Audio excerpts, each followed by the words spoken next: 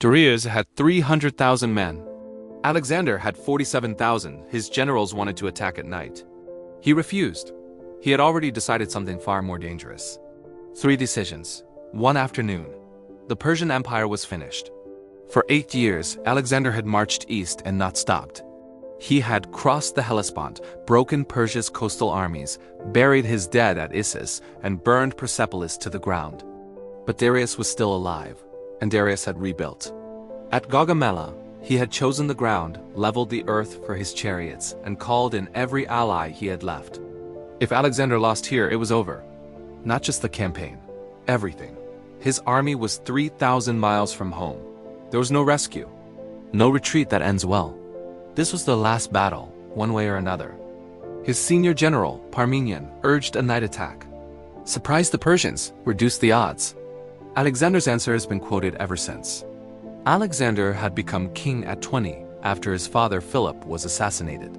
He had inherited an army, a kingdom surrounded by enemies, and a plan to conquer Persia that Philip had never lived to execute. He had already beaten Darius once, at Issus, in 333 BC. He had crushed the Persian navy by taking its ports. He had destroyed Tyre in a 7-month siege that military engineers still study, but Darius had not surrendered. He had retreated east and done something dangerous. He had learned. At Gaugamela, he chose open, flat ground, specifically to neutralize what Alexander did best. He had studied Alexander's tactics. He had prepared for them. That is what made Gaugamela different from Issus. This time Darius had every advantage, and he knew it. Which is exactly why what Alexander did next should have been impossible. Parmenion's argument was sound. A night attack would shatter the Persian formation before it could deploy. In the darkness, their numbers meant nothing. Alexander refused. His exact words, recorded by Arrian, "I will not steal my victory."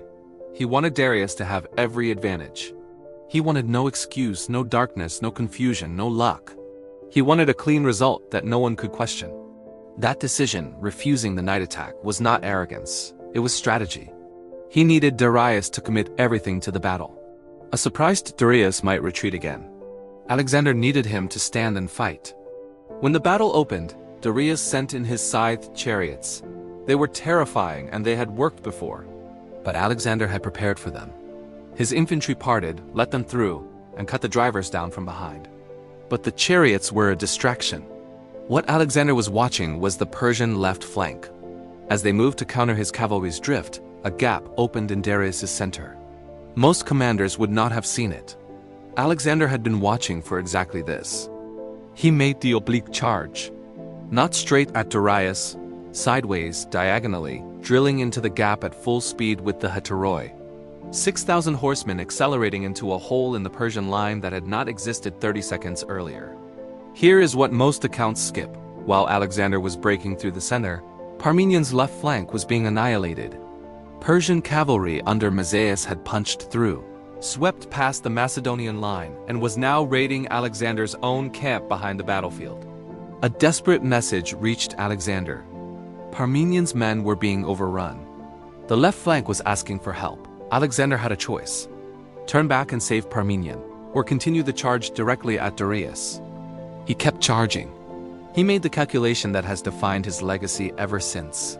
If he reached Darius and broke the Persian command, the entire battle would collapse.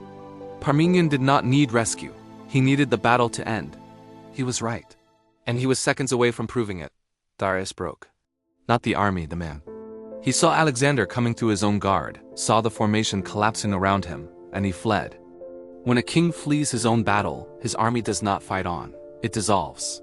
In under 4 hours, 300,000 men had broken and run. The largest empire the ancient world had ever seen ceased to exist as a military force in an afternoon. Parmenion's left flank, the one that had been screaming for help, was rescued not by Alexander turning back. It was rescued by Alexander not turning back. Darius fled east toward Ecbatana. He was never a military threat again. He was murdered less than a year later, not by Alexander, but by his own satrap, Bessus, who had decided that a defeated king was more useful dead than alive. Babylon fell within weeks, then Susa, then Persepolis. Cities that had defied armies for centuries handed over their keys because the man they feared had broken the army that protected them. He captured 180,000 talents of gold and silver, the accumulated wealth of the Persian Empire across 2 centuries. He loaded it onto 20,000 mules and 5,000 camels. His own losses at Gaugamela were, by ancient standards, remarkably light. Historians estimate somewhere between 300 and 500 Macedonian dead. The Persian dead numbered in the tens of thousands. The disproportion was unprecedented. Gaugamela did not just end Persia's empire. It began something.